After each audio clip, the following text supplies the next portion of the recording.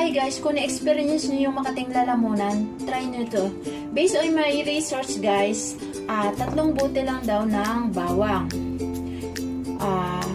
So yung katas nito ay makakatulong para maiwasan yung pangangati.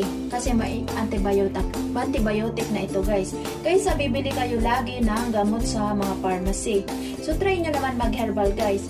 So based on my experience guys, hindi ko kayang isip-sipin yung katas. So ang ginawa ko guys, tinadtad ko ito at inihalo ko siya sa pagkain. So na-feel ko yung talagang nabawasan yung pangangati na lalamunan.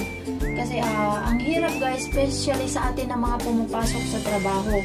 So nakakapuya talaga kasi usually sa gabi umaatake yung pangangati ng lalamunan. Ang hirap matulog. And then kasi pag nasa trabaho din, di ba nakaka-istorbo din. So try nyo ito guys, makakatulong sa inyo para sa gumaan yung pakiramdam nyo. Marami pa ding ibang paraan pero mas bagay ito kasi may antibiotic na.